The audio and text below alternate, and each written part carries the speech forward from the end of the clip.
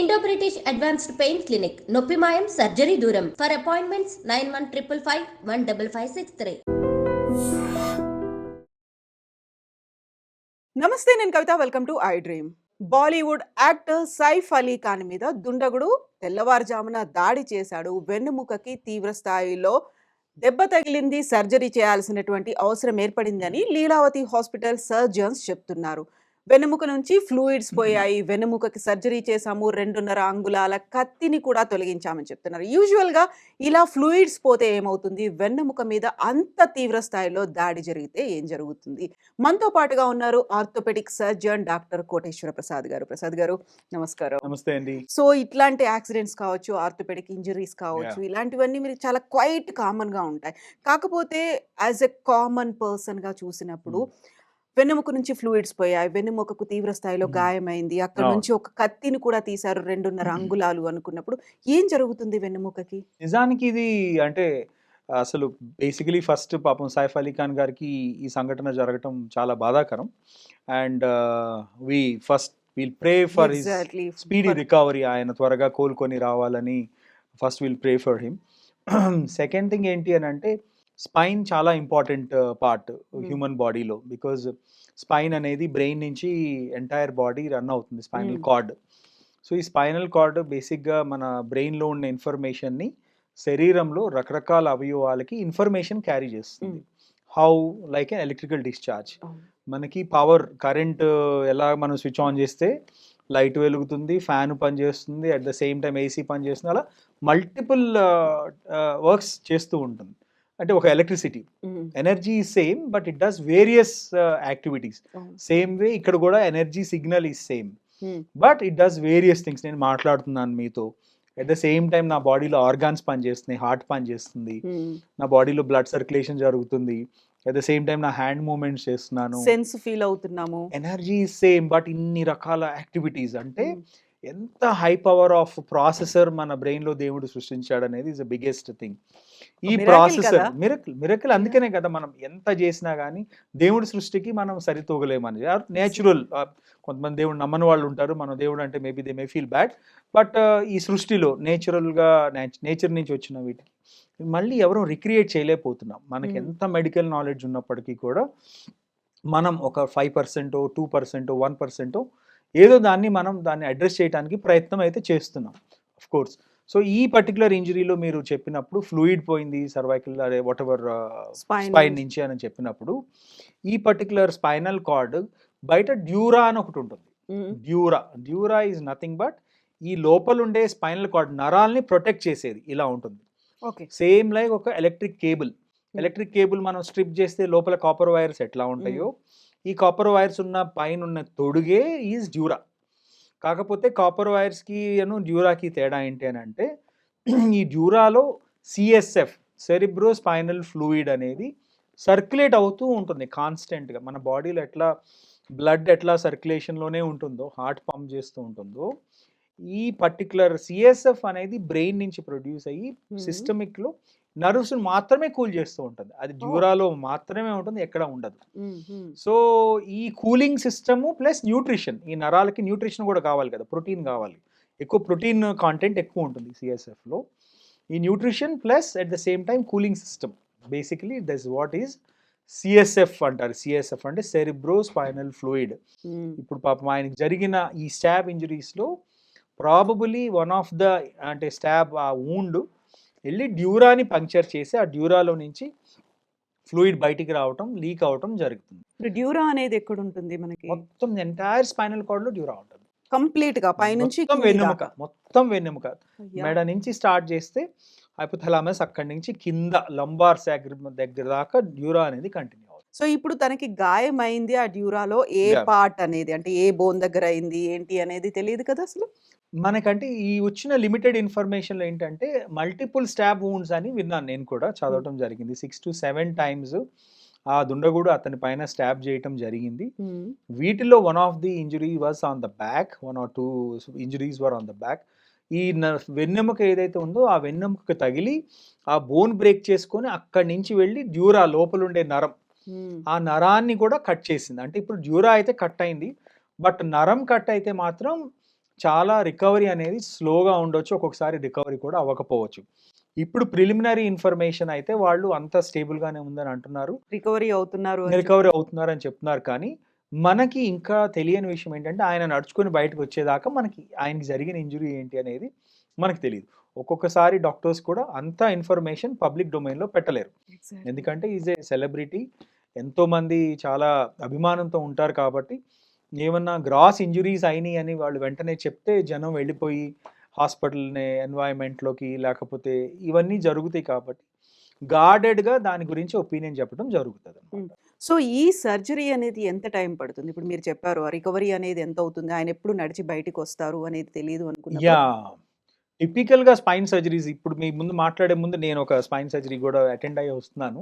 So, ఈ spine surgeries అనేవి various. ఒకవేళ ట్రామా అంటే ఇప్పుడు ఆయనకి ఒక స్టాబ్ ఇంజ్యూరీ. అవును. మాకు జనరల్‌గా వచ్చేవి ఈ ల్యాండ్ మైన్ బ్లాస్ట్ ఇంజ్యూరీస్.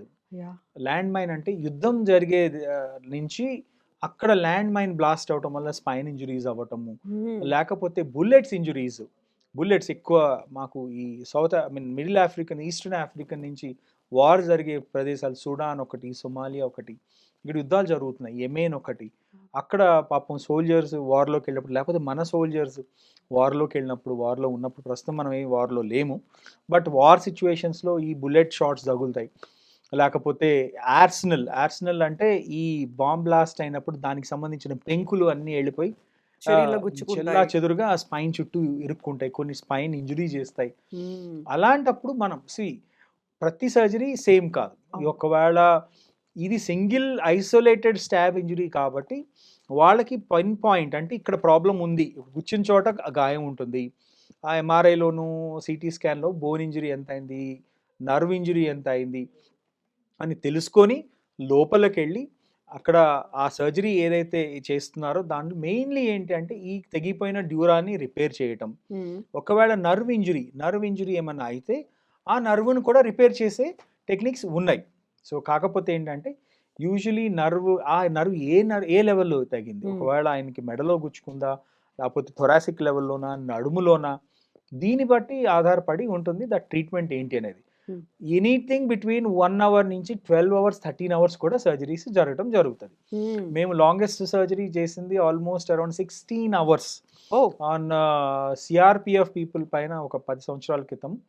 ఈ మావోయిస్ట్ దాడి వల్ల స్పైన్ అనేది కంప్లీట్‌గా ఇంజురీ అవ్వటం వల్ల ఆ స్పైన్‌కి సంబంధించిన ప్రతి లెవెలు బ్రేక్ అయిన లెవెల్స్ ఫిక్స్ చేసుకుంటూ అట్లా ఒక 14-16 లెవెల్స్ ఫిక్స్ చేసుకుంటూ నరాన్ని రిపేర్ చేసుకుంటూ, డ్యూరాన్ని రిపేర్ చేసుకుంటూ అలా ఒక 14-15 అవర్స్ చేయటం జరిగింది. So, depending on injury surgical time అనేది పెరుగుతది. సో ఇప్పుడు మీరు చెప్పినటువంటి ఇన్ని రకాల ఇంజ్యూరీస్‌లో ప్రతి దాంట్లో కూడా స్పైనల్ ఫ్లూయిడ్ లీకేజ్ అనేది ఉంటుందా? లేకుంటే ఎస్పెషల్‌గా మనం వింటున్నది ఎందుకండి అంటే ఇంజురీనే అక్కర్లేదు. ఆపరేషన్ చేసేటప్పుడు ఒక సర్జన్ కూడా ఆ డ్యూరాన్ని కట్ చేయొచ్చు. ఓహ్!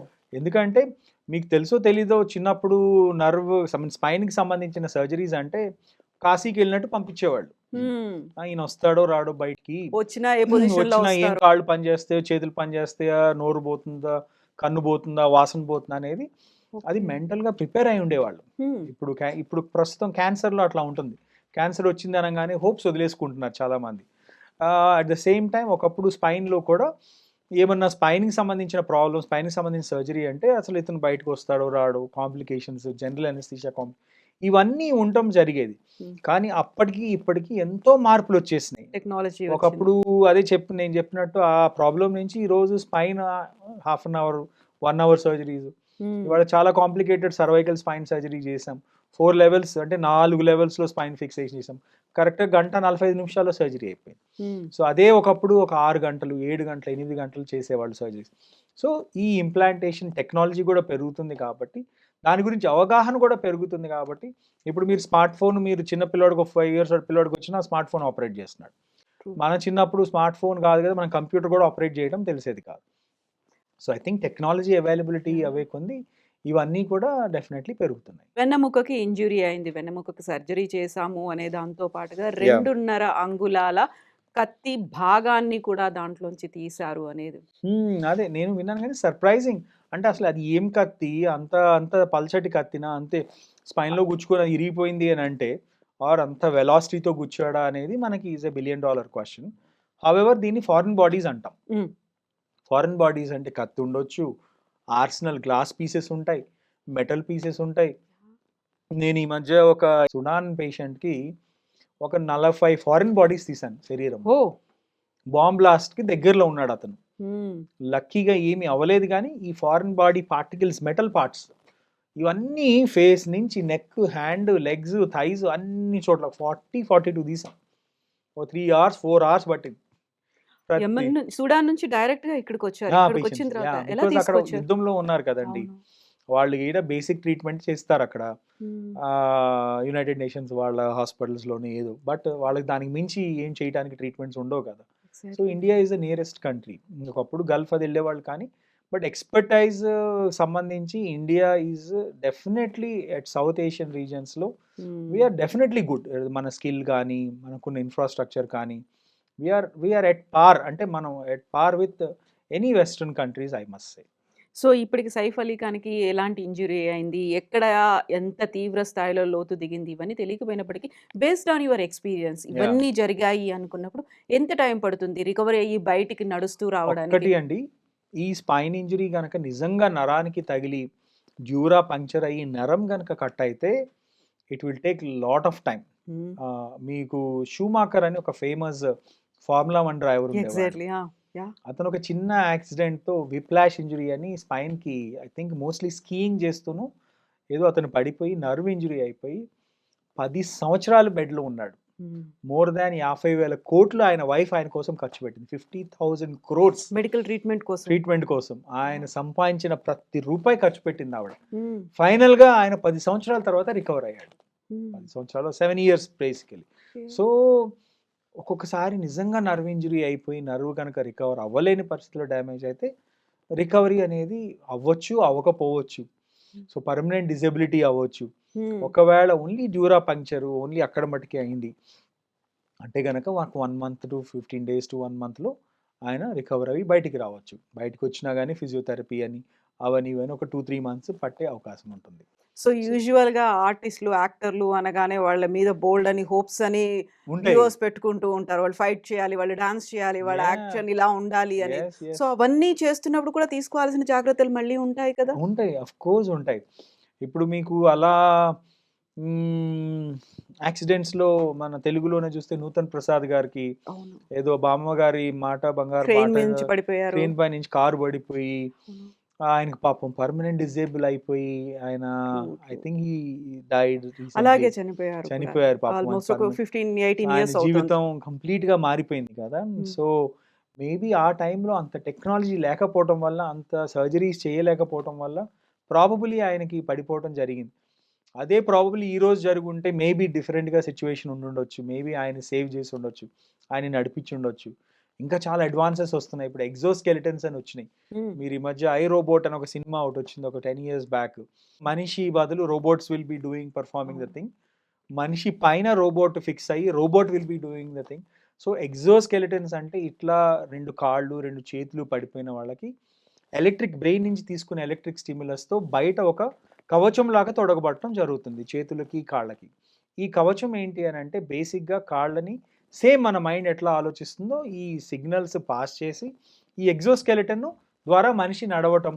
అంటే ఎప్పుడు నడవలేని వాడు కూడా, జీవితంలో నడవలేని వాడు కూడా ఈ ఎగ్జోస్కెలిటన్ వల్ల, స్కెలిటన్ అంటే లోపల ఉండేది, అవును. ఎగ్జోస్కెలిటన్ అంటే బయట బయట ఉండేది, నుంచి. దానివల్ల నడవటం హైడ్రాలిక్స్తో వర్క్ చేస్తుంది. Exoskeletons are already there in the world. 10 years నుంచి చాలా రీసెర్చ్ నడుస్తుంది. మేము ఇక్కడ day to day bionic or intelligent limbs అని వాడతాం. ఇంటెలిజెంట్ లిమ్స్ అంటే చేతులు పోతాయి, ఉమ్, లేకపోతే నర్వ్ ఇంజరీస్ అయ్యి ఇంకేదో పోతాయి. అలాంటప్పుడు మేము ఆ హ్యాండ్కి ఒక తొడుగు ఇవ్వటం జరుగుతుంది. ఆ హ్యాండ్ నార్మల్ హ్యాండ్ లాగే పనిచేస్తుంది. దీన్ని బయోనిక్ లిమ్స్ అంటారు, ఇంటెలిజెంట్ లిమ్స్ అంటారు. కాళ్ళు పోతే కాళ్ళు. సో బేసికలీ అవి ఏంటంటే బ్రెయిన్ నుంచి సిగ్నల్స్ తీసుకొని ఆ సిగ్నల్స్ ఈ కాళ్ళకి ఈ మెషిన్ ఈ పరికరానికి సెండ్ చేస్తుంది. ఇది జస్ట్ ఆ కాళ్ళలాగా ఇది కూడా పనిచేస్తుంది అనమాట. Um. So lot of advances. Yeah ఇప్పుడు ఈ ఒక స్టాబింగ్ జరిగింది. ఆ తర్వాత తీసుకెళ్ళడానికి హాస్పిటల్‌లో అంబులెన్స్ కానీ, కార్‌లో కానీ కాకుండా ఆటోలో తీసుకెళ్లారు అన్నది. అదే యూజువల్‌గా ఇలా అయినప్పుడు తీసుకోవాల్సినటువంటి care till we reach hospital అక్కడి దాకా ఎలా ఒక్కటి తీసుకోవాలి? అండి ఇక్కడ బేసిక్ మనం మిస్ అయింది ఏంటంటే హ్యూమన్ రియాక్షన్ ఎలా ఉంటుంది అనేది. ఆ! ముందుగా దెబ్బ తగలంగానే మనం ఇప్పుడు ఇక్కడ రోడ్డు పైన యాక్సిడెంట్లు అయితే ముందు నలుగురు తీసుకెళ్ళి ఎత్తేసి ఆటోలో వేస్తారు. అక్కడ ఆ ఉన్న ఇంజరీ కన్నా ఓ 50% ఇంజరీ ఎక్కువ అయిపోతుంది. వాడికి అసలు ఏం ఫ్రాక్చర్ అయిందో తెలియదు.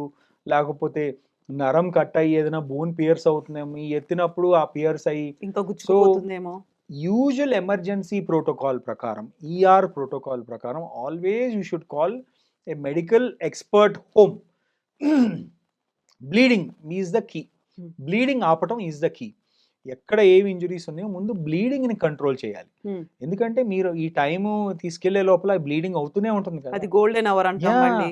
మన శరీరంలో ఉండే ఆ బ్లడ్ మీరు తీసుకెళ్లే లోపల బ్లీడ్ అయిపోతే ఇంకా అసలు సర్వైవల్ ఇంకా కష్టం అయిపోతుంది.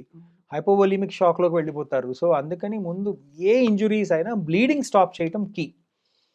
అందుకని మీరు ఎక్కడ చూసినా కానీ ఎమర్జెన్సీ ప్రొసీడ్యూర్స్లో హ్మ్. Airway, breathing, okay, and cardiac ఈ మూడు కూడా ఇంపార్టెంట్. ఏబిసి అంటారు. హ్మ్. Airway, breathing and cardiology. So ఈ సర్క్యులేషన్ అంటే ఇది బ్లడ్కి సంబంధించింది. ఈ మూడు కనుక జాగ్రత్తలు తీసుకుంటే ముందు ప్రైమరీగా పేషెంట్ స్టెబిలైజ్ చేస్తారు. హ్మ్. ఒక్కొక్కసారి నర్వ్ ఇంజరీస్ ఉంటాయి, లేకపోతే ఒక్కసారి మెడలో బోన్స్ ఇరిగిపోయి ఉంటాయి. మనం అలా ఎత్తినప్పుడు ఇట్లా పడిపోతుంది తల, లేకపోతే ముందుకు పడిపోతుంది, సైడ్కి పడిపోతుంది. అప్పుడు మనం ఉన్న ఇంజరీ కన్నా ఎక్కువ ఇంజరీస్ కాజ్ చేస్తున్నాం. సో ఎనీ టైం అట్లాంటి ఇంజరీస్ అన్నప్పుడు ప్లెయిన్ సర్ఫేస్ పైన పడుకోబెట్టి పేషెంట్కి ఏమన్నా ఎక్కడన్నా దెబ్బలు తగిలితే ఆ ముందుని స్ప్లింటింగ్ చేయటం, లేకపోతే బ్లడ్ సర్క్యులేషన్ ఇది చేయటం చాలా ఇంపార్టెంట్. ఒకవేళ ఇంజురీస్ మేనేజ్ చేయగలిగి ఉండి పేషెంట్ ఏబుల్ టు వాక్ అని అనుకుంటే కోర్స్ నియరెస్ట్. మరి అదే మీకు అన్ని కార్లు ఉండి వాళ్ళకి అంత డ్రైవర్స్ ఉంటారు, అందరు ఉంటారు కదా. Why they opted for auto I don't know. Maybe auto అయితే ఫాస్ట్గా వెళ్ళిపోతుందనేమో. డ్రైవర్ ఆ టైంలో అవైలబుల్గా లేరు అని వాళ్ళ అబ్బాయి తీసుకెళ్ళిపోయాడు అనేది న్యూస్. సో ఆ డ్యూరేషన్ అనేది కూడా ఇంపార్టెంటే కదా. ఆ టైంలో ఏం చేస్తూ ఉంటారు, ఎలా వాళ్ళని ప్రొటెక్ట్ చేసుకోవాలి. డ్యూరేషన్ ఈజ్ ఎక్స్ట్రీమ్లీ ఇంపార్టెంట్ అండి. ఏదైనా ఆలస్యం అమృతం విషయం అనేది ఎప్పుడో చెప్పారు, అది వెరీ వెరీ ట్రూ. మనం కొన్ని ట్రీట్మెంట్స్ డిలే చేసే కొంది అవి definitely it will not go in favour of the recovery, it will go against the recovery అనమాట. సో కాబట్టి time is important, approach is important. ఇప్పుడు చాలా అడ్వాన్స్డ్ కంట్రీస్లో స్కూల్లోనే ATLS, advance trauma, BTLS, BLS, basic life support అనేది ప్రతి ఒక 5 ఏళ్ల పిల్లవాడు, 10 ఏళ్ల పిల్లవాడి నుంచి 60 ఏళ్ళు 70 ఏళ్ళ వాళ్ళ దాకా నేర్చుకోవాల్సిన basic thing BLS, basic life support. How to resuscitate someone. ఎవరు ఎమర్జెన్సీలో కార్డియాక్ అరెస్ట్ అవుతుంది, ఎమర్జెన్సీలో ఇది ఇంజరీ అవుతుంది, యాక్సిడెంట్ అవుతుంది, వాళ్ళని ఎట్లా స్టెబిలైజ్ చేయాలనేది all over the world it is there. But మనకి ఇప్పుడిప్పుడే ఆ ట్రైనింగ్ నడుస్తుంది. అందరూ నేర్చుకుంటే ప్రతి ఒక్కరికి ఒక ప్రోటోకాల్ ఉంటుంది అనమాట. అది yes, thank you so much Prasad గారు. మీరు అన్నట్టుగా ఆయన సేఫ్గా తొందరగా రికవర్ అయ్యి బయటికి నడుచుకుంటూ రావాలని yes we wish and pray అండి. థ్యాంక్ ఎస్ యూ సో అండి. మచ్. నమస్తే నమస్తే. Thank you.